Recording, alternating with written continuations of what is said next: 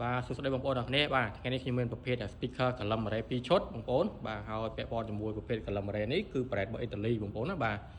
ខាងនេះគឺ SBT CF 1000ហើយចំពោះខាងនេះគឺ DB Technology ES 802ប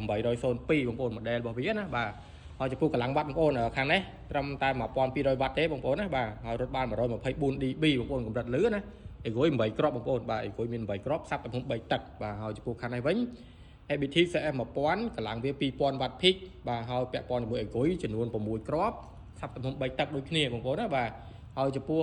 កម្រិតលឺរបស់វារត់បាន129 dB អញ្ចឹងបើយើងធៀបទៅពីនេះគឺកម្រិតលឺវាគឺលឺខ្លាំងជាងបងប្អូនណាបាទចេះឆ្ងាយជាងបាទគឺ129ខាងនេះ124បងប្អូនបាទហើយចំពោះឈុតពីនេះគឺមាន promotion បងប្អូនណាបាទខាងនេះគឺ promotion ច្រើនជាងបងប្អូនណាបាទតម្លៃរបស់វា1499មានការថែមជូនម៉ៃក្រូហ្វូននេះបងប្អូនណាបាទម៉ៃក្រូហ្វូន DSP A+ Pro បងប្អូនណាបាទតម្លៃហ្នឹងគឺយើង free ជូនបងប្អូនតម្លៃម៉ៃក្រូហ្វូនហ្នឹងណាបាទម៉ៃក្រូហ្វូនតម្លៃ350បងប្អូនណាបាទអញ្ចឹងគឺបងប្អូនជ្រើសរើស DB គឺតម្លៃត្រឹមតែ1499បាននឹងម៉ៃក្រូហ្វូន digital ទៅយកទៅប្រើប្រាស់តែម្ដងបាទហើយចំពោះខាងនេះវិញ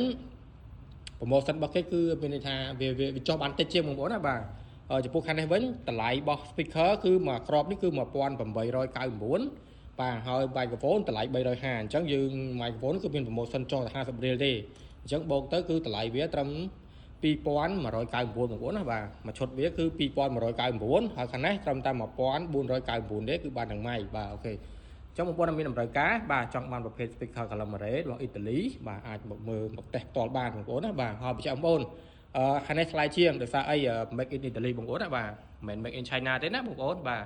ចឹង IBT CF 1000គឺ make in Italy ហើយចំពោះ DB នេះ brand របស់អ៊ីតាលីដែរសិនដូចគ្នាប៉ុន្តែគ្រាន់តែតម្លៃនៅចិនបងប្អូនណាបាទអូខេអញ្ចឹងបញ្ជាក់បងប្អូនកុំឲ្យបងប្អូនមានការយល់ច្រឡំថាពីនេះមួយវិញខុសថ្លៃគ្នាច្រើនអញ្ចឹងទៅបាទគឺខាងនេះគឺគេ make in Italy កម្លាំងគេខ្លាំងជាងគឺលឺខ្លាំងជាងបងប្អូនណាបាទហើយពាក់ព័ន្ធជាមួយ microphone គឺខាងនេះគេអត់មាន promotion free mic ទេបាទអញ្ចឹង promotion គឺចុះបានតែ$50ទេចំពោះ microphone ហ្នឹងណាបងប្អូនបាទតែចំពោះខាងនេះគឺគេ free mic បាទអញ្ចឹងគឺខាងនេះគេមាន promotion ច្រើនជាងបងប្អូនណាបាទ